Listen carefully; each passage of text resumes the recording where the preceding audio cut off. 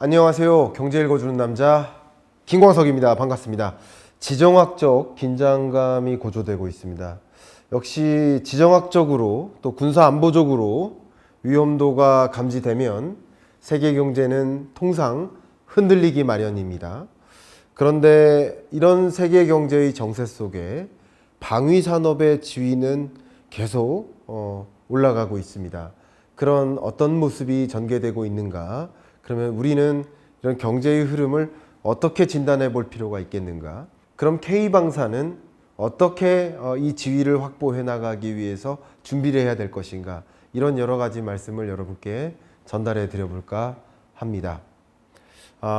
벌써 오래됐네요. 러시아 우크라이나 침공이죠. 러우 전쟁이 시작됐고 그게 그리 길게 가지 않을 것이다 라고 생각했지만 지금 이 순간까지 끝나지 않은 모습을 보면 참 안타까운 상황이라고 생각을 합니다. 또 역시 2023년에 등장한 중동 분쟁. 이 중동 분쟁이 또 이란의 참전, 미국의 참전, 세계 주요국들의 참전으로 확전되지 않을까 하는 그런 두려움, 공포감마저 드는 상황입니다. 또 중국은 타이완을 놓고 언제든지 무력적으로 통일을 하겠다라는 그런 뉘앙스를 우리는 읽어나갈 수 있는데, 그러면 분명 미국은 가만히 있지 않을 것이고 타이완 해협을 둘러싼 또 군사적, 안보적, 지정학적 긴장감이 또 고조되고 있는 상황이라고 볼 수 있겠습니다. 최근 들어 더 이코노미스트도 이 타이완에 좀 집중하는 모습이에요. 타이완이 하나의 타겟이 된다. 타이완을 놓고 미국과 중국의 어떤 패권 전쟁의 어떤 지리적 어떤 역할을 할, 어쩌면 세계에서 가장 위험한 장소다. The most dangerous place on the earth라는 표현까지 등장할 만큼 우리 주변을 놓고도 굉장히 불안한 긴장감이 감도는 상황이라고 볼 수 있겠습니다. 물론 이 전쟁을 놓고 경제를 논한다는 게 참 죄송하고 안쓰럽고 그렇습니다. 그 전쟁의 참혹함은 제발 없고 이 방송이 나가는 순간 모든 전쟁이 멈춰주기를 좀 바라는 마음입니다만, 그런 죄송하고 안타까운 마음을 뒤로 하고 결과적으로 이 전쟁이 주는 국제 유가의 변동성, 또 자산 시장의 변화, 실물 경제에 미치는 영향, 또 수출입, 이런 대외 거래, 국제 교역에 미치는 각종 영향들이 상당히 많기 때문에 이 지정학적 긴장감이 결국 경제에 어떤 영향을 줄 것인지, 또 어떤 산업이 상대적으로 지위를 좀 차지해 나갈 수 있을 것인지 함께 들여다볼 필요가 있지 않을까 생각으로 좀 준비를 해봤습니다. 마침 또 24년 경제 전망을 통해서도 세계 경제가 이렇게 탈세계화되고 있다. 세계가 막 쪼개지듯이 움직이고 있다. 지정학적 긴장감이 고조되고 그게 우리 경제의 성장을 또 억압할 것이다 라는 메시지를 이미 드렸습니다만, 또 최근에 지금 세계는 전쟁 중이다. K방산의 새로운 도전이 필요한 시점이다 라는 칼럼을 또 여러분들께 던져드렸는데, 이런 내용을 기반으로 해서 여러분들께 이 지정학적 긴장감, 또 세계 경제의 흔들림, 또 방위 산업에 미치는 영향, 이런 것들을 고루 여러분께 전달해 드려 보도록 하겠습니다. 제가 누차 여러분들께 전달해 드렸는데 국제기구의 경고가 연일 끊이지 않아요. 월드뱅크, OECD, IMF와 같은 국제기구가 세계 경제를 2023년보다도 어려울 것이다 라고 경고하고 있고, 또 월드뱅크나 주요 국제기구들이 특히 이 지경학적 분절화라는 단어를 꺼내들고 그게 세계 경제에 미치는 영향을 감지하고 있는 상황이라고 볼 수 있겠습니다.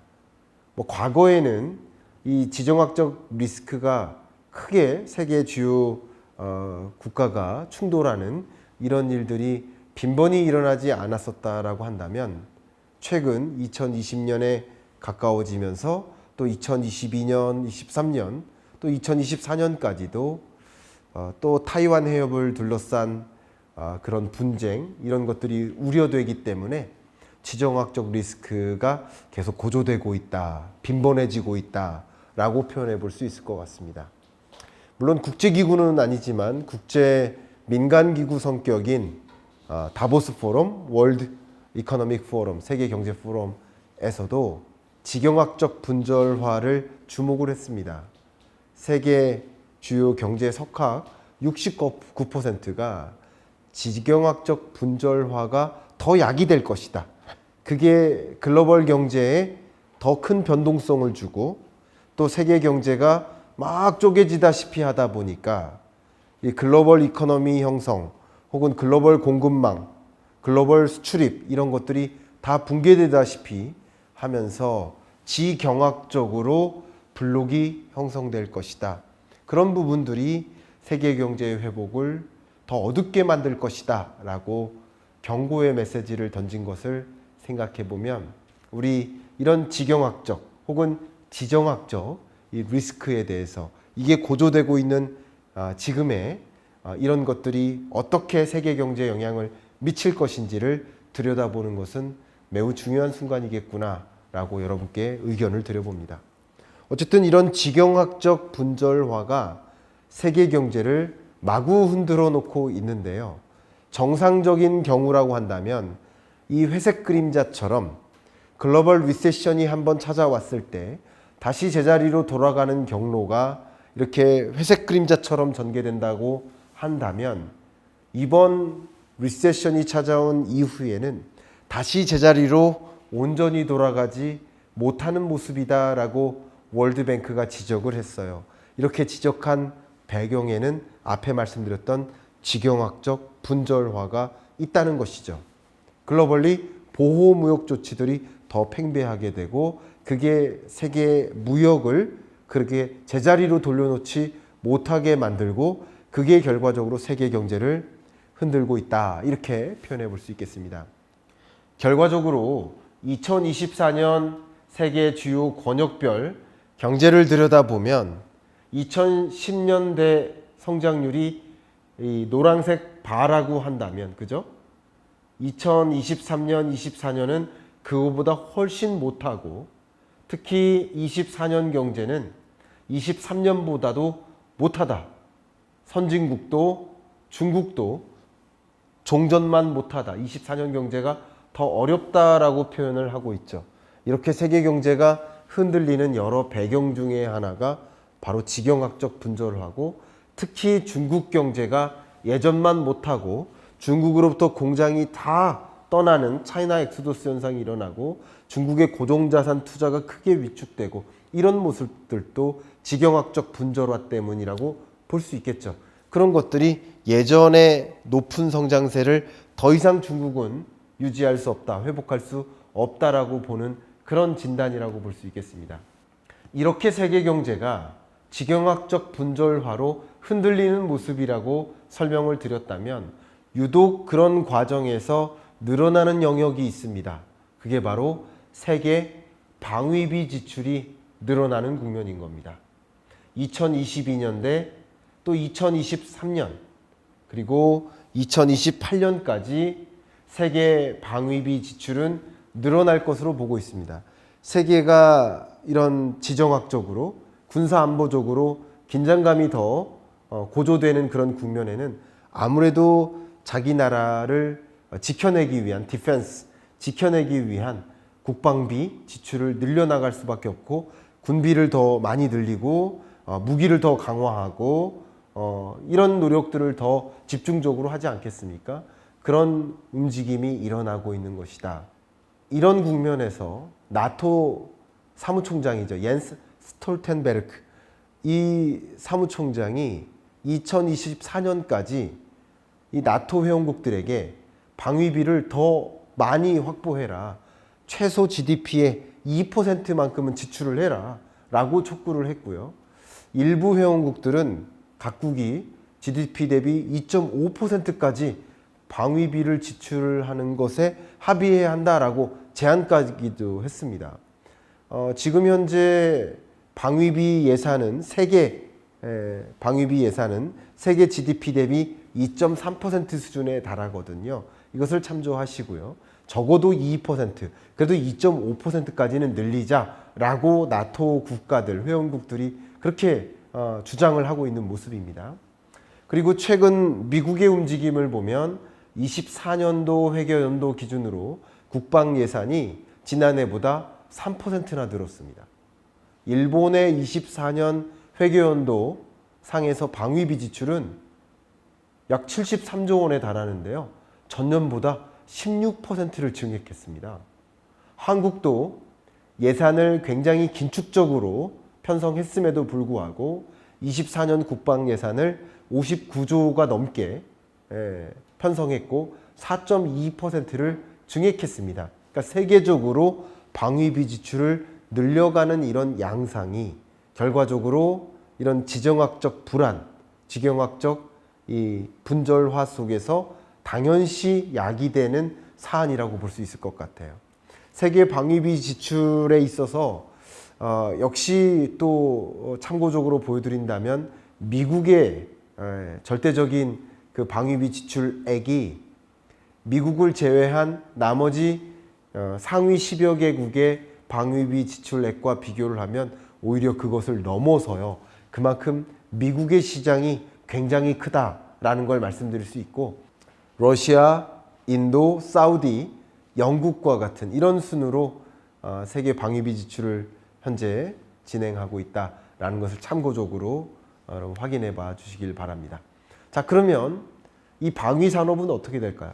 세계 주요국들이 방위비 지출을 늘려나가면 방위 산업은 더 커지지 않겠습니까? 사실 여러분 무기 사세요? 여러분 무기 체계를 갖추세요? 그렇지 않죠. 방위비 지출이 결국 방위 산업의 규모에 해당된다라고 볼 수 있겠죠. 글로벌리 방위비 지출이 늘어날수록 세계 방위 시장은 성장할 수 있겠다라고 볼 수 있겠죠. 보시는 것처럼 세계적으로 방위 시장은 커지고 있습니다. 대략 연평균 5% 정도의 성장 속도로 방위 시장이 성장하고 있습니다. 세계 경제 성장률이 대략 3% 중반 정도라고 한다면 방위 산업의 성장 속도가 5%인 건 굉장히 강한 속도라고 볼 수 있겠죠. 우리나라의 방위 산업 수출, K방산 수출 추이를 보아도 2018년에서 21년까지의 추이와 22년에서 24년까지의 추이는 전혀 다르죠. 물론 2024년은 목표치에 해당됩니다. 그렇지만 이 K방산 수출액이 굉장히 크게 늘어나고 있는 이런 현상은 굉장히 괄목할 만한 우리의 지위, 향후 이 방위 산업에서의 우리 지위를 기대케 만드는 그런 영역이라고 볼 수 있겠습니다. 그런데 미국의 세계 시장 점유율이 2013년에서 17년 동안 33%에서 2018년에서 22년 동안 40%로 올라가는 동안 러시아의 이 비중은 오히려 줄고요. 그리고 중국 비중도 오히려 줄죠. 이게 바로 세계 경제의 지경학적 분절화 때문이라고 볼 수 있어요. 결국 미국이 지경학적 분절화가 더 야기되는 과정에서 세계 무기 수출 시장에서 점유율을 더 확보해 나갈 수 있는 계기가 되죠.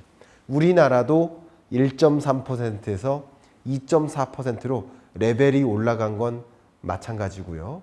2017년에 12위에서 최근에는 8위, 9위 정도까지 올라선 모습을 보면 한국의 방위 산업의 지위가 다소 올라간 것은 맞습니다. 그러나 제가 말씀드린 것은 8, 9위에서 안도하지 말자, 더 이 지위를 올려가자, 지경학적 분절화, 또 글로벌 안보, 국방 이런 위협이 더 가중되는 국면에서는 방위비 지출이 늘어나고 방위 산업이 더 성장하고 그럼에 따라서 한국의 지위도 더 늘려나갈 필요가 있겠다라고 라는 말씀을 드리고 싶은 겁니다. 자, 그러면 지금까지의 K방산을 들여다봤고, 그럼 앞으로 우리는 전략적으로 어떻게 대응해야 될지를 말씀드려야 될 순간인데요. 요약을 해본다면 첫 번째, 독자적 방위산업을 구축하자. 두 번째, 방위산업의 첨단화를 이루자. 특히 미래 방위산업의 핵심 요소로 초경량, 초고성능 소재를 개발해야 된다라는 이 아젠다가 형성이 되어 있고, 또 무기 제조 혹은 무기 시스템의 현대화를 위해 투자하는 그 기류가 포착되거든요. 그 두 가지 핵심 요소를 우리는 확보하는 방식으로 방위산업의 첨단화를 이루어야 된다라는 제언을 드리고요. 지속 성장이 가능한 이 방위산업의 생태계를 만들어야 된다. 그냥 어제 늘렸다가 오늘 줄였다가 하는 것이 아니라 중장기 기술 로드맵을 기획하고 국제 방산 협력 체계를 또 구축하고 수출 지원 시스템을 확보하는 노력이 필요하겠다라는 것을 제안하는 입장입니다. 조금 더 구체적으로 말씀드린다면 첫 번째, 그 독자적인 방위산업을 구축해야 한다라고 말씀드렸는데, K방산은 이제 그동안에 없던 길을 만들어 가야 된다. 미국 국방부도 NDIS, 굉장히 유명하죠? 국가방위산업 전략안인데요. 이 NDIS를 발표했고, 이 내용을 보면 중국과 같은 주요 몇몇 국가들에 대한 의존에서 완전히 탈피해서 독자적인 방위산업 생태계를 구축하자 하는 어젠다를 던졌습니다. 역시 우리나라도 그러해야 됩니다. 우리 스스로 기술력이나 해외 기술에 대한 의존도를 줄이고 우리 독자적인 기술력을 확보하고, 그리고 각종 소재나 부품, 장비를 해외에 의존하는 체제에서 벗어나는 방향으로 독자적인 방위산업 생태계를 확보해야 되겠다라는 말씀을 드립니다. 두 번째, 또 첨단화라는 방향성을 말씀드렸죠. 우리 한국이 축적해온 이 방위산업의 고유의 기술, 또 반도체, ICT, 로보틱스, 이런 것들이 융합된 게 방위산업 아닙니까? 첨단 무기 아닙니까? 이런 기술들을 집약한 정말 선도적인 무기 체계를 개발하는데 이 국방 R&D 투자가 더 집중될 필요가 있겠다, 이런 생각을 해보고요. 앞서 말씀드렸던 초경량 고성능 소재 개발, 그리고 현대화에 대한 투자, 이 두 가지 방향성을 놓고 첨단화를 이루어야 되겠다라는 제안을 합니다. 마지막 세 번째, 방향성이 지속적이어야 한다.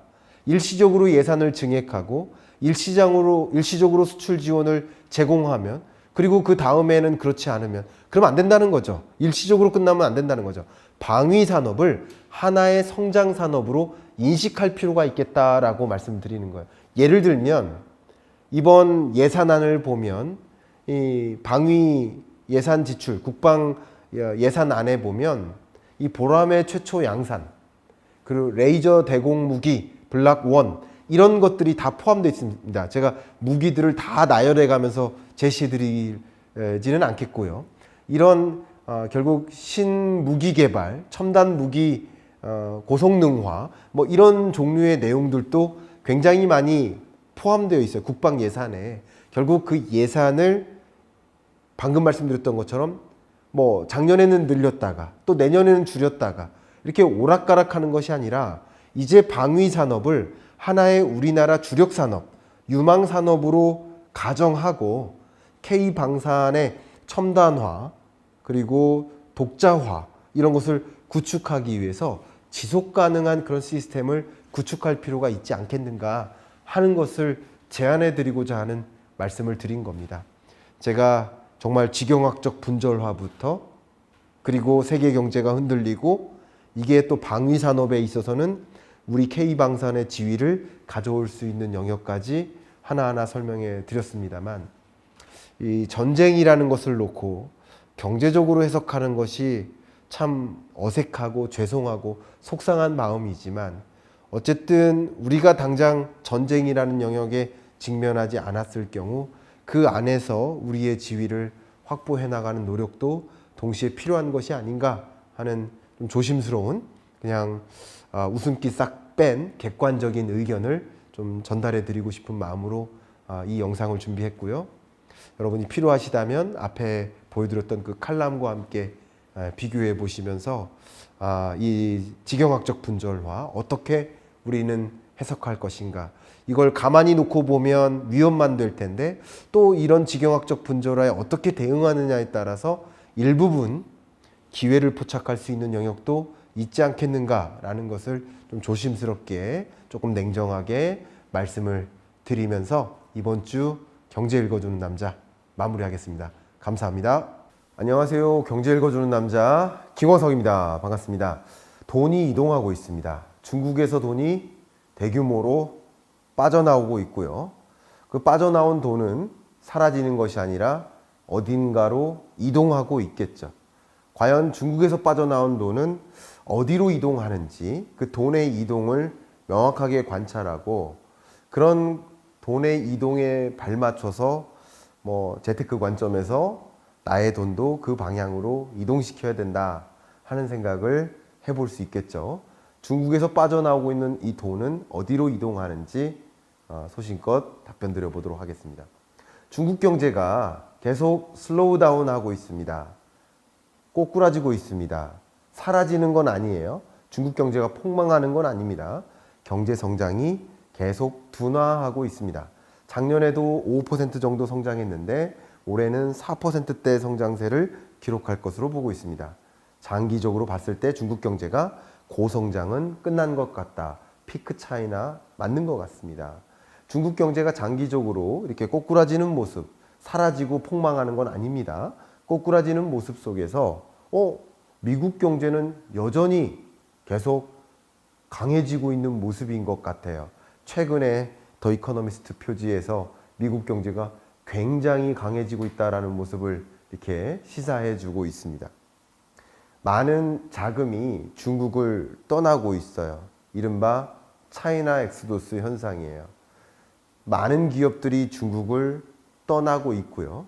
실제 기업들이 떠나면서 돈도 떠나는 거죠. 중국으로 향했던 해외 직접 투자 유입액이 줄고 있고 중국에 투자했던 투자 자금도 빠져나고 있고 또 직접 투자, 간접 투자라고 볼 수 있는 주식 투자, 채권 투자, 투자 규모도 빠져나오고 있습니다.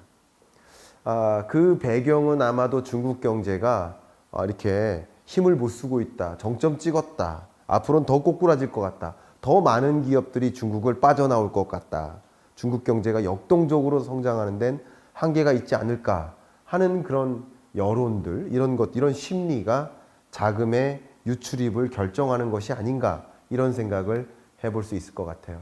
저도 2024년 경제를 전망하면서 금리 인하가 시작된다라는 말씀을 드렸고 금리 인하가 시작되는 시점은 시대의 전환이다라고 말씀드렸죠.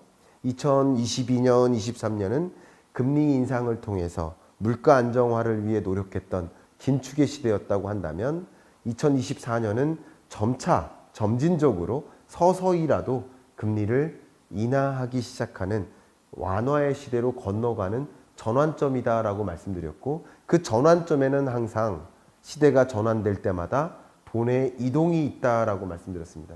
그러면서 동시에 중국 경제에 대해서 중국 부동산이 계속 흔들리고 있고 중국 경제가 꼬꾸라지고 있다, 고성장을 못하고 점차 성장 둔화하고 있다라는 중국 경제에 대한 진단도 같이 말씀드렸습니다. 이런 걸 믹스해 본다면 중국으로부터 돈이 빠져나오고 있겠구나. 돈은 어딘가 이동할 텐데 유독 금리 인하 시점에 중국을 빠져나온 돈이 어디론가 이동하는구나 라는 것을 가늠해 보실 수 있겠죠. 그런 관점에서 본격적으로 말씀을 드려보도록 하겠습니다.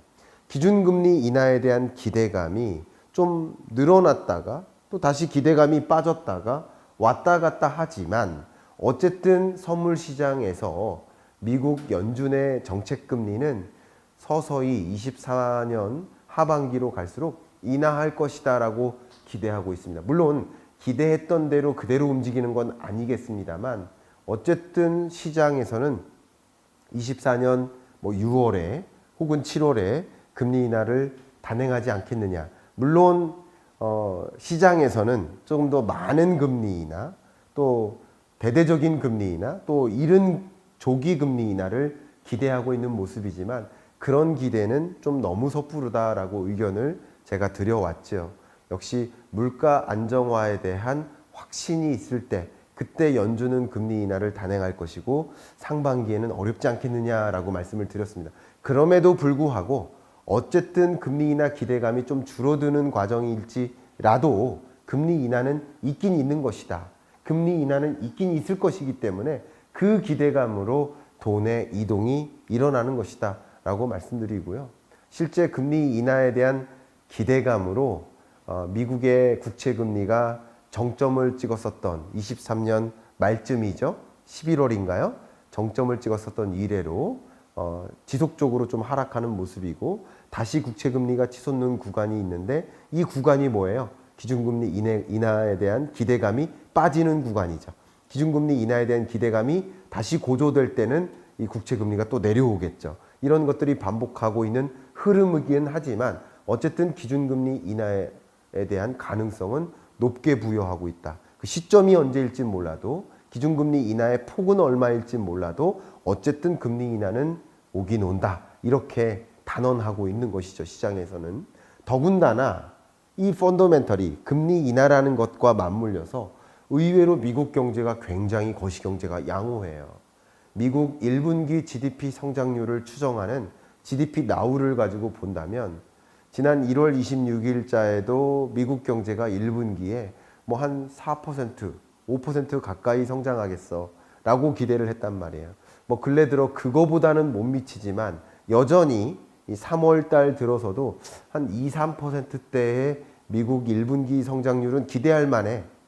24년 3분기 성장률, 4분기 성장률도 뭐 5.5, 3.4%로 굉장히 견조한 성장세를 유지했는데 그 견조한 성장세를 유지한 것과 비교해서 그러니까 전분기 대비 GDP 성장률이 또 역시 2, 3%대를 유지할 거라고 생각하는 것. 이 생각 자체가 미국 경제가 굉장히 양호하다라는 것을 반증해 주는 겁니다. 미국 경제가 양호한 그 거시 경제적인 여건 때문에 달러 인덱스가 정점을 찍고 내려온 건 사실이지만 최근 들어서 또 강달러 기조가 계속 유지되는 모습, 강달러 기조에서 완전히 내려오지 않는 모습은 이 달러, 환율은 결국 그 나라의 거시경제 여건을 보여주고 강달러의 모습은 그만큼 미국 경제가 강하다라는 것을 보여주는 반증이 될 것입니다. 그런 것들을 가지고 생각해 봤을 때 돈의 이동이 시작되긴 시작되는데 미국이 유리한 것이 아닌가라는 생각을 많이 시장에서는 인정하고 있는 모습인 것 같습니다. 자, 그러면 이제 본격적으로 돈의 이동을 들여다보겠습니다. 이 돈의 이동에 있어서 특히 중요한 것이 금리라고 누차 말씀을 드려왔고 금리가 올라갈 때는 굳이 돈을 주식시장, 채권시장에 둘 필요 없이 그냥 은행에만 저축해놔도 안정적인 저축금리가 나에게 안정적인 수익을 가져다 주는데 굳이 돈을 시중에 이렇게 놓을 필요 없어 하면서 돈이 어디로 이동하는 거예요? 금리 인상기에는 은행으로 이동하는 거죠. 반대로 금리를 대대적으로 인하하는 완화의 시대에는 돈을 굳이 은행에 둘 필요가 없어. 차라리 조금 더 높은 수익성을 담보로 할 수 있는 자산시장으로 돈을 이동시켜야겠어. 결국 금리가 마치 중력처럼 작용해서 자산시장의 가치를 끌어올렸다가 끌어내렸다가 하는 것이죠. 결국 그 돈의 이동을 우리는 들여다봐야 될 텐데 돈의 이동은 이미 시작됐고요. 그 돈의 이동은 어디로 향하는지를 들여다봐야 되지 않을까? 지금부터 본격적으로 들여다보겠습니다. 글로벌리 봤을 때 주식, 채권, 펀드 자금의 흐름을 보시면 주식, 펀드 자금이 굉장히 크게 늘어나고 있습니다. 또 하늘색, 채권 누적액도 펀드 자금이 지속적으로 늘어나고 있는 모습입니다. 23년까지는, 22년, 23년까지는 채권 누적 펀드 자금이 마이너스 행보를 계속 유지했는데 24년 들어서 플러스로 전환되고 그 누적액이 계속 늘어나는 모습을 보면 주식시장, 채권시장으로 돈이 이동하고 있다는 것을 보여주는 근거가 됩니다. 그 돈의 이동은 그럼 어디로 주로 집중되고 있을까를 판단해 본다면 먼저 펀드 자금을 들여다보면 주식, 채권, 펀드 자금이 어디로 이동하고 있다? 보시는 것처럼 유독 선진국으로 향하고 있다라는 것을 여러분 확인하실 수 있을 것입니다. 특히 24년 들어서 유독 선진국으로 강하게 펀드 자금이 이동하고 있다 있다라고 확인할 수 있겠습니다. 그 돈의 이동을 관찰할 때 MSCI 전 세계 신흥국, 선진국별로 구분해서 이 MSCI 지수를 가지고 확인해 봐도 될 텐데요. 결국 MSCI 지수가 올라가 있다는 얘기는 그만큼 그 영역으로 많은 자금이 내몰렸다라고 볼 수 있겠습니다. 근데 전 세계 MSCI 지수가 24년 들어서 굉장히 강하게 가파른 기울기로 올라서고 있죠. 근데 그 기울기보다 더 가파른 지역이 어디예요? 선진국입니다. 신흥국이 아닙니다. 그러니까 어떤 지표로 보나 신흥국으로 자금이 유입되는 그런 규모도 물론 있긴 있지만 유독 선진국으로 더 많은 자금이 이동하고 있다. 더 많은 돈이 선진국으로 쏠리고 있다. 그게 전 세계 증시를 견인하고 있다. 이렇게 볼 수 있겠습니다. 그 선진국과 신흥국을 비교해서 왜 돈이 유독 선진국으로 내몰리는지 그걸 비교를 해보려면 GDP 갭을 확인해야 됩니다. 무슨 말이냐? 원래 신흥국은 높은 성장률을 유지해요. 원래 선진국은 신흥국보다 낮은 성장률을 유지합니다.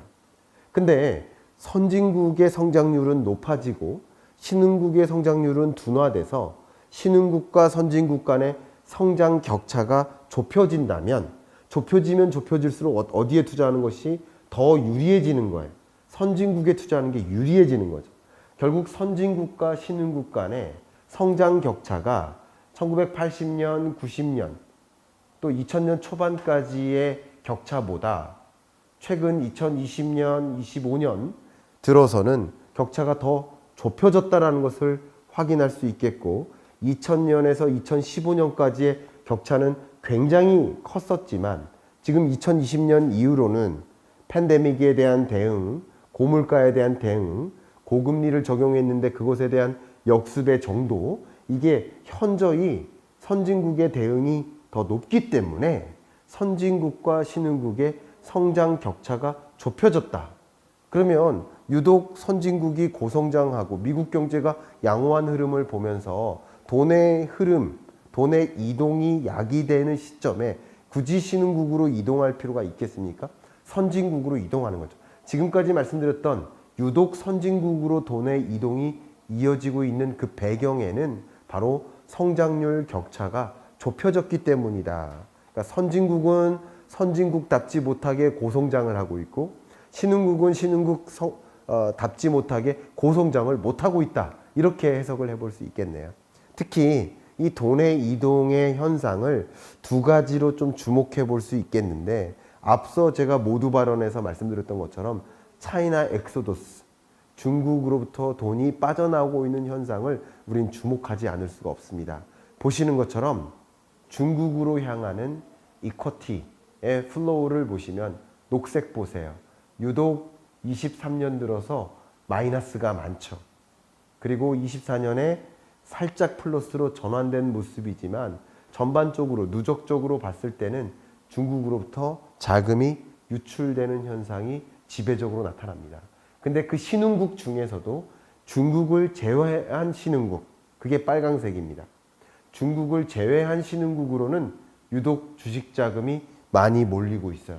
결국 중국에 투자됐던 투자 자금이 빠져나오고 신흥국으로 오히려 선회를 한다거나 앞서 말씀드렸던 신흥국이 아닌 선진국으로 더 많은 자금이 유입되고 있다라고, 그러니까 중국으로부터 유출된 차이나 엑소더스 현상이 결국 신흥국, 중국을 제외한 그 밖의 신흥국 혹은 그 밖의 선진국으로 유입되고 있다라고 정리를 해볼 수 있겠네요.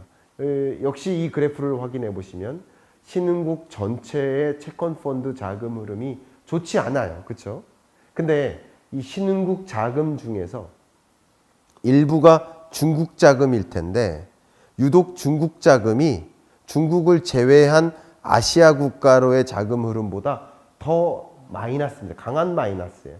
그러니까 신흥국 자금의 유출, 채권 펀드라는 측면에서 봤을 때 중국을 빠져나오는 채권 펀드 자금 흐름이 굉장히 강하고 그 어떤 다른 주요국보다 보세요. 유럽, 중동, 아프리카 지역의 신흥국들도 있거든요. 그 중동, 유럽, 아프리카 지역의 신흥국 채권 펀드 자금 흐름은 그렇게 강한 마이너스가 아니에요. 중국을 제외한 아시아 신흥국으로의 자금 흐름은 또 강한 마이너스는 아니에요. 중국이 유독 강하다라는 것을 여러분 확인하실 수 있겠습니다. 이런 것을 봤을 때 차이나 엑소두스 현상이 역력하구나, 뚜렷하구나 라는 것을 확인해 볼 수 있겠고요.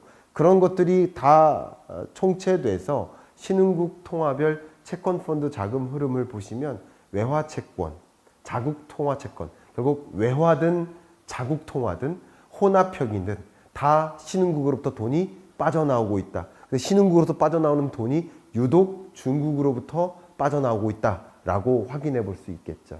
중국 유출 현상은 명확합니다.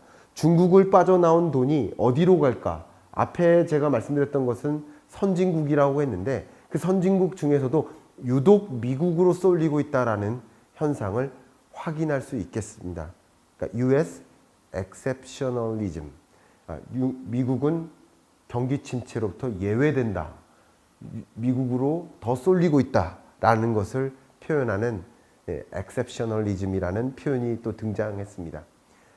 일본, 대만, 미국을 중심으로 유독 주가가 상승하는 흐름을 우리는 확인할 수 있습니다. 23년에도 24년에도 높은 주가 상승률을 기록하고 있고요. 중국은 뭐 그렇지 못하고 신흥국도 그렇지 못한데 유독 선진국으로 쏠리고 있구나. 선진국으로 쏠리고 있는데 그 중에서도 이 보시면 미국 파란색이 가장 높죠. 일본으로 쏠리는 것보다 신흥국으로 쏠리는 것보다 더 높은 게 미국이고요. 글로벌리 주식펀드 자금 흐름이 누적되고 있는데 글로벌 주식펀드 자금 흐름의 경향성을 견인하는 역할이 미국인 것이다. 서유럽은 오히려 빠져나오고 있고 일본은 그냥 그렇고 그리고 신흥국은 조금 올라가고 있는데 유독 미국을 중심으로 많이 주식펀드 자금이 몰리고 있다, 쏠리고 있다라는 것을 확인할 수 있겠습니다. 지역별 어떤 채권펀드 자금 흐름을 또 들여다보신다. 앞에는 방금 말씀드렸던 주식펀드 자금이고요. 지금은 채권펀드예요. 채권펀드를 가지고도 보시면 전반적으로 미국을 중심으로 쏠리고 있다는 것을 확인할 수 있습니다. 신흥국으로는 펀드 자금이 빠지고 있고요. 일본으로는 서서히 빠지고 있고요. 서유럽은 조금 늘어나고 있고요. 근데 미국으로는 거대하게 쏠리고 있는 거죠. 이런 것들을 다 합한 값이 바로 글로벌 채권 펀드 자금 흐름 회색 그래프이니까 이 누적값보다 미국으로 향하는 자금이 더 많다는 것은 빠지고 있는 국가들마저 견인해야 할 만큼 글로벌 채권 펀드 자금의 흐름을 이동시키는 그 견인차가 미국 역할이다라고 볼 수 있겠습니다. 그러면 미국의 또 어느 섹터로 자금이 더 유입되고 있나?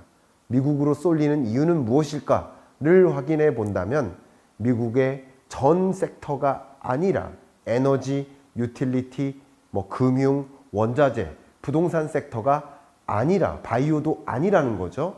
24년에 유독 23년에 이어서 주식 자금이, 펀드 자금이 미국으로 쏠리는 이유는 바로 기술이라는 거죠. IT라는 거죠. 특히 반도체라는 거죠. 그러니까 반도체를 중심으로 AI 반도체를 중심으로 빅테크 기업이나 반도체 기업들을 중심으로 더 많은 자금이 미국으로 쏠리고 있는 것이고 미국으로 쏠리는 이유는 미국 빅테크 기업들이 미국 반도체 기업들이 엔비디아나 또 AI 기업들이 잘해서인 거죠. 그러니까 돈의 이동이 일어날 만한 그런 타이밍에 유독 미국으로 자금이 쏠리는 이유는 중국으로부터 자금이 유독 빠져나오고 있고 미국의 주요 섹터에 집중되고 있는 모습이라고 볼 수 있고 그게 지금의 돈의 이동을 보여주는 것이다. 제가 약 한 20분 동안 돈의 흐름이 야기된 배경과 그 돈이 또 유독 어디에서 빠져나오고 어디로 이동하는지를 말씀드렸습니다. 자, 이렇게 여러분들이 기업의 신사업 투자 의사결정이든 아니면 여러분의 주식 투자, 채권 투자와 같은 그런 투자 의사결정이든 아니면 ETF 투자 의사결정이든 돈의 흐름을 좀 조망하시면서 돈이 유독 이렇게 유출되거나 어느 위치로 이동하네 하는 시점에 여러분들도 돈의 위치를 그쪽으로 이동하는 노력이 필요하겠다. 그게 적절한 잃지 않는 재테크적 의사결정이다라는 말씀을 누차 드려왔는데요. 오늘 이 돈의 흐름을 읽을 수 있는 그런 강의 영상을 통해서 여러분의 현명한 객관적인 그런 의사결정을 잘 내리시는데 참조가 도움이 되셨기를 바라는 마음으로 이번 주 경제 읽어주는 남자 마무리하겠습니다. 감사합니다. 여러분 안녕하세요. 경제 읽어주는 남자 김어서입니다. 반갑습니다. 오늘은 중국의 자리를 빼앗을 인도를 주제로 말씀드리도록 하겠습니다. 특히 글로벌 사우스가 부상하고 있는데 이건 도대체 무슨 이야기인지 또 어떤 방식으로 세계 경제가 재편될 것인지 하나하나 말씀드리도록 하겠습니다. 종래에는 세계 경제를 이끌어 왔었던 주요 권역들이 보시는 것처럼 북반구에 있었습니다. 그래서 글로벌 노스가 2020년까지를 어쩌면 20세기를 이끌어 왔다라고 표현을 하고 있죠. 그런데 2020년 이후 21세기는 글로벌 사우스가 이끌어 간다라는 표현을 많이 하고 있습니다. 특히 이 글로벌 사우스의 대장격으로 인도가 부상하는 모습인데 그 이야기를 하나하나 드려볼까 합니다. 더군다나 모디 정부의 인도라는 주제로 또 인도가 굉장히 강한 성장 모멘트를 갖고 있다라는 표현에 더 이코노미스트 표지가 그동안에도 한 10년 전에도 이렇게 인상적으로 제 기억에 남아 있었는데 최근에는 더군다나 미국이 가장 베스트 프렌드로 생각하고 있는 그 국가가 또 인도가 되고 있다. 또 인도가 노스와 사우스를 나누는 하나의 중심 국가로서 부상하고 있는 모습이다라는 그런 여러 더 이코노미스트의 표지들이 매우 인상적입니다. 자, 저도 얼마 전에 글로벌 사우스 중심으로 공급망이 완전히 재편되고 있기 때문에 그것에 우리는 대비해야 된다라는 칼럼을 제기한 바가 있었고 24년 경제 전망서에서도 인도가 제2의 중국으로서 부상한다든가 중국이 점진적으로 경제 성장세가 더디게 전개되는 과정에서 또 중국에서 많은 기업들이 빠져나오는 차이나 엑소더스 현상이 야기되는 과정에서 인도를 비롯한 주요 아시아 신흥국들이 부상한다라는 말씀을 굉장히 많이 강조해 드렸는데 이런 이야기를 오늘 중심으로 말씀을 드려보도록 하겠습니다. 글로벌 사우스 하면 글로벌 노스의 반대말이라고 보시면 좋을 것 같아요. 그동안에 이 파란색 이 북반구에 위치한 국가들, 주요 선진국들이 세계 경제를 이끌어 왔었다라고 한다면 이제 앞으로는 이 남반구의 인도나 아프리카 지역이나 이들 국가가 이제 2020년 이후의 경제를 이끌어 나가는 주역이 될 것이다 라는 표현이 등장한 겁니다. 정말 20세기까지는 세계 경제 중심이 글로벌 노스였던 거 맞아요. 근데 21세기에는 글로벌 사우스로 중심이 아예 이동한다라는 표현이고요. 선진국들은 이제 저성장하고 고령화되고 인구는 감소되고 있죠. 그런 가운데 글로벌 사우스에 속한 이런 주요 신흥국들은 여전히 고성장하고 인구는 또 증가하고 인프라는 확충되고 있어서 실제 글로벌 사우스에 속하는 약 125개 국가가 GDP가 늘어나서 이미 세계 GDP의 약 40%에 달하는데 이들의 인구는 또 세계 인구의 3분의 2에 달하기 때문에 경제적인 여러 가지 영향력이 부상하고 있다. 글로벌 사우스가 부상하고 있다라는 것을 먼저 강조하면서 시작을 해볼까 합니다. 글로벌 사우스 중심으로 지각 변동이 정말 어떻게 전개되고 있는지 말씀을 드린다면 미국의 대중국 수입액을 보면 자명하게 우리는 확인할 수 있습니다. 미국이 수입하는데 대중국 수입액이 줄고 있습니다. 특히 미국의 전체 수입액을 놓고 본다면 중국으로부터 수입액이 차지하는 비중이 21.6% 2017년에서 그 이후에 14.55%로 줄어들었습니다. 24년 현재는 더 강하게 줄어들고 있습니다. 이제 미국이 중국에 대한 의존도를 줄여나가고 있다. 글로벌 공급망에서 중국의 입지가 줄어들고 있다. 그런 과정에서 글로벌 사우스가 중심으로 부상할 수밖에 없는 것이라고 볼 수 있겠는데요. 미국의 주요국 수입액을 보신다면 2017년과 23년을 비교해 볼게요. 중국으로부터는 상당히 줄어들었죠. 근데 멕시코, 베트남, 인도에 대한 수입 의존도는 굉장히 강하게 늘어났죠. 이게 뭡니까? 중국을 대체할 그 밖의 글로벌 사우스 국가들, 이들에 대한 의존도가 늘어나고 있다. 미국의 모습만큼은 철저하게 그렇게 확인된다라고 먼저 말씀드릴 수 있겠네요. 미국의 모습을 보면 또 국가별 수입 비중이 어떻게 늘어나나 줄어드나를 확인할 수 있는데, 중국으로부터의 수입 비중은 마이너스 7.9%로 줄었습니다. 근데 멕시코, 베트남, 대만, 캐나다, 한국, 인도에 대한 수입 비중은 늘어났다. 이것이 글로벌 사우스 중심으로 지각 변동이 일고 있음을 단적으로 보여주는 근거가 될 것입니다. 특히 제2의 중국으로 인도가 부상하고 있다는 것을 좀 주목해 볼까 하는데요. GDP에서 FDI 순유입액이 차지하는 비중을 계산을 해보면 중국 같은 경우는 종전에 2010년에 4.0%에서 15년 2.2%, 2020년 1.7%, 그리고 25년 0.7%로 줄어들 것으로 전망합니다.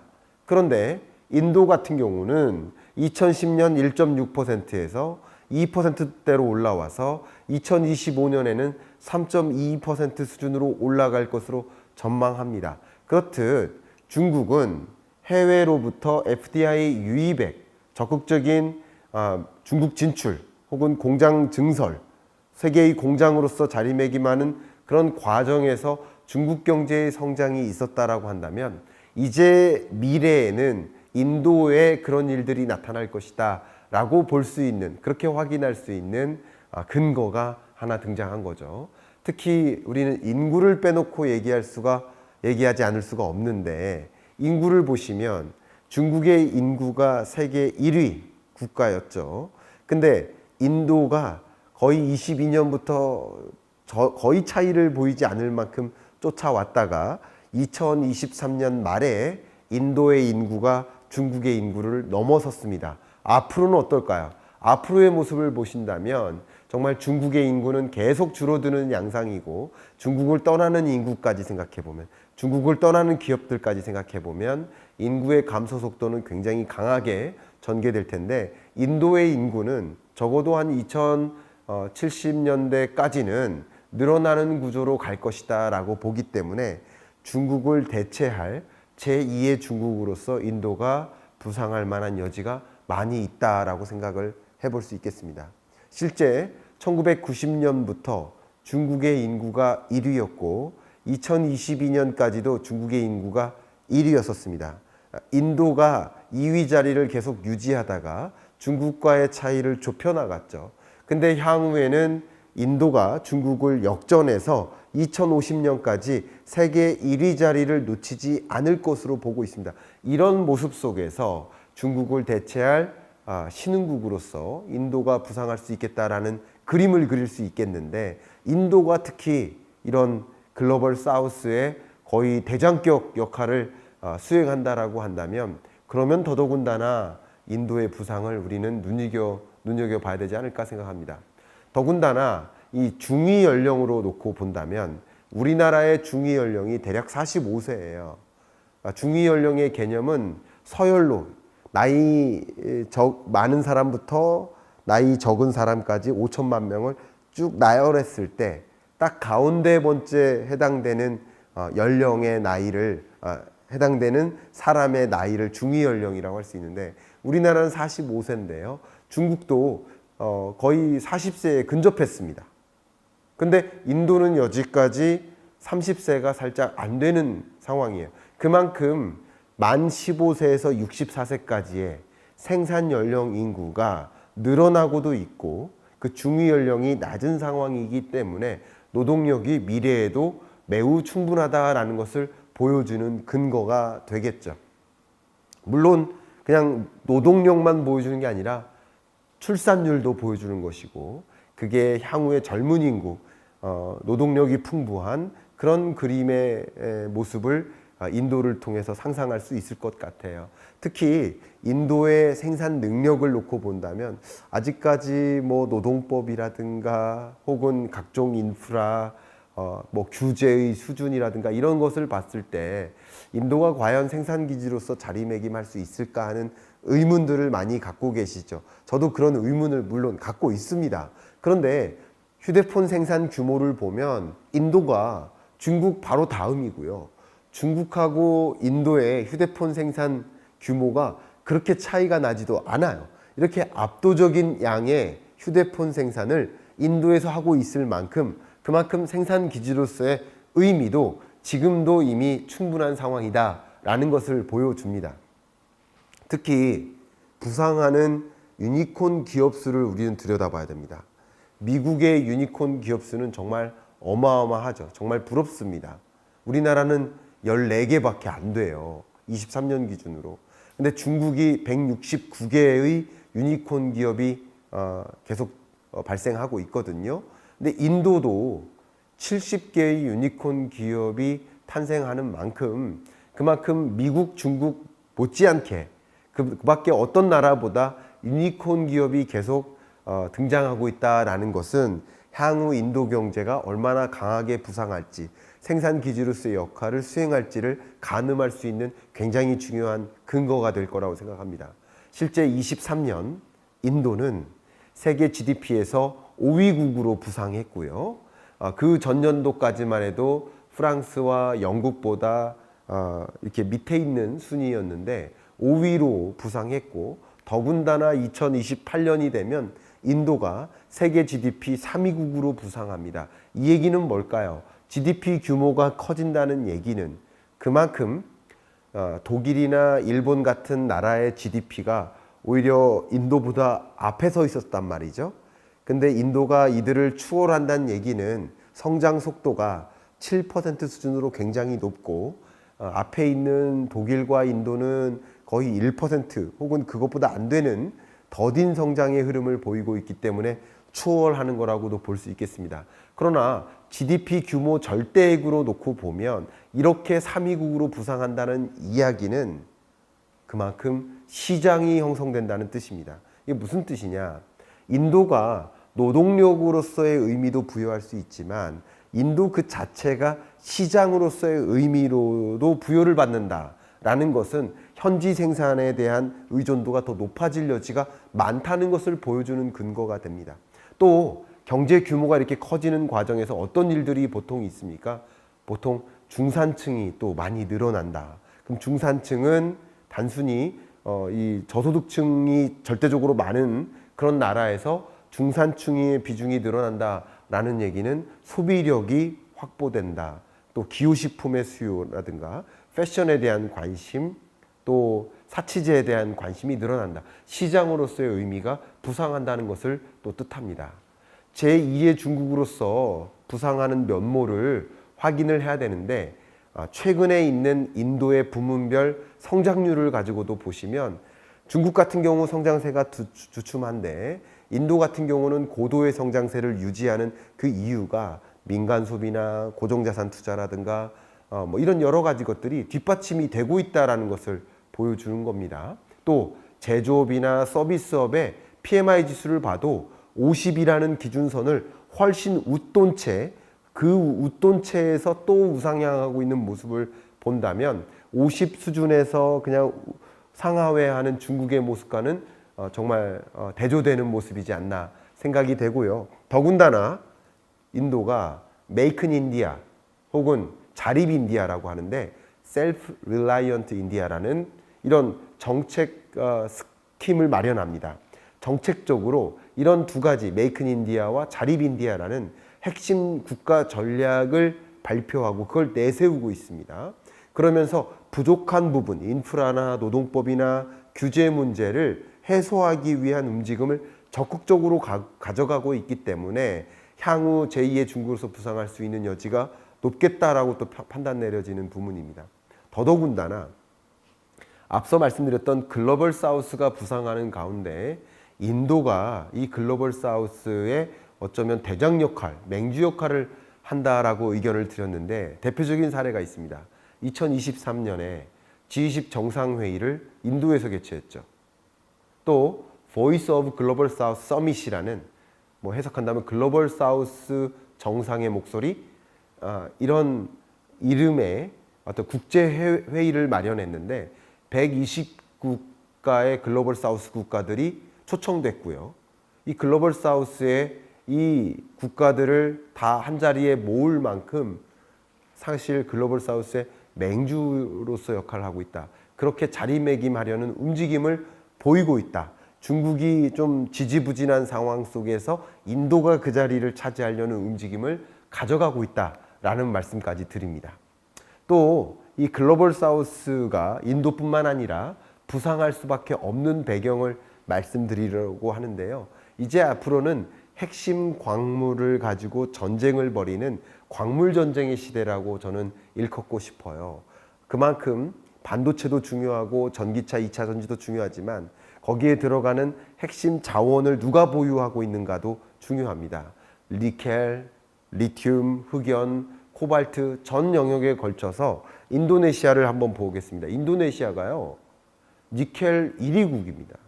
세계 광물 채굴량의 거의 50%를 차지하고 있습니다. 코발트 같은 경우도 2위예요. 인도네시아뿐만 아니라 그 밖에 다른 리튬 영역에서의 칠레, 흑연 영역에서의 아프리카 모잠비크, 코발트 영역에서의 DR 콩고, 그 밖에 필리핀, 브라질, 아르헨티나 여러 글로벌 사우스 국가들의 광물 채굴량을 보십시오. 그 비중을 보십시오. 앞으로 광물 전쟁이 이어질 텐데 그 광물을 보유한 나라가 상당히 많은 바게닝 파워를 보일 것이다 라고 보고 있고요. 더 구체적으로 보시면 니켈에서 채굴량 순위 1, 2, 5위를 보시면 인도네시아, 필리핀, 브라질, 또 리튬에서 칠레, 아르헨티나, 흑연, 모잠비크, 마다가스카르, 브라질, 코발트, DR 콩고, 인도네시아. 채굴량, 매장량 여러 가지로 여러분 보시면 알 수 있으시겠지만 이 글로벌 사우스 국가들이 핵심 광물 보유국으로서 세계의 중심에 설 수밖에 없겠구나라는 것을 확인하실 수 있겠습니다. 이런 것들이 글로벌 사우스가 부상하고 인도가 거기서 맹주로서 역할을 하는 과정에서 지경학적으로 상당히 강한 지각 변동이 일어날 것으로 보고 있고 그것이 어쩌면 기회를 주기도 하고 위협을 줄 것이다 라고 정리를 할 수 있을 것 같습니다. 그러면 우리는 어떻게 대응해야 될까요? 글로벌 사우스 주요국으로 신시장 진출을 추진해야 됩니다. 중국에 대한 수출 의존도를 계속 유지하는 방식이라기보다는 중국 수출을 줄이라는 뜻이 아니죠. 중국 수출을 유지한 채 중국을 제외한 그 밖의 다른 신흥국에 대한 수출 비중을 늘려나감으로써 결론적으로 우리 수출을 너무 한쪽 국가에 편향적으로 의존하는 구조를 이제는 막아야 된다. 이제 그것으로부터 벗어나야 된다라는 말씀을 드리고요. 앞에 말씀드렸던 핵심 광물 보유국들과 더욱 적극적으로 전략적 파트너십을 확대해야 될 것이고요. 우리나라가 가지고 있는 ODA 사업이 있습니다. 저도 이 ODA 사업에 몇 번 참여를 해봤었습니다만 공적 원조죠. 공적 원조를 하는 과정에서 그 글로벌 사우스 국가들과 친교를 형성할 수 있고 또 그들 국가들로부터 안정적으로 또 광물 자원을 수급받을 수 있는 그런 파트너십을 체결해 나갈 필요가 있지 않을까 생각합니다. 또 우리는 중국을 떠나는 많은 기업들이 분명히 있습니다. 그런 기업들이 글로벌 사우스 국가, 인도, 인도네시아, 필리핀, 베트남 이런 국가들로 엑소더스하고 있는 모습이 전개됩니다. 그들 중에 일부의 기업들이라도 한국으로 유치하기 위한 전략들을 마련해야 됩니다. 한국이 그 어떤 나라보다 특정 몇몇 산업에 있어서는 더 나은 경영 여건을 가지고 있다. 특히 규제혁신이라든가 규제혁신 지구를 만들어서 또 경제자유구역을 더 확대 조성해서 그 기업이 유치되고 기업 경영하기 좋고 기업에서 일하는 인력들이 정주하기 좋은 여건을 그 어떤 나라보다 더 잘 만들고 있음을 보임으로써 중국을 떠나는 기업들, 글로벌리 이동하는 기업들이 한국으로 유치돼서 한국에 더 많은 기술 교류, 부가가치 또 고용 창출을 유도할 필요가 있겠다라는 말씀을 드려봅니다. 정말 지정학적으로 세계 경제의 움직임이 참 묘하게 흔들리는 듯 전개되고 있는 것 같아요. 그 안에서 우리는 어떻게 대응할지를 좀 생각해 볼 수 있는 그 지각 변동을 바로 이해하고 어떻게 대응할지를 모색할 수 있는 그런 기회가 되셨기를 바라는 마음으로 이번 주 경제 읽어준 남자 마무리하겠습니다. 감사합니다.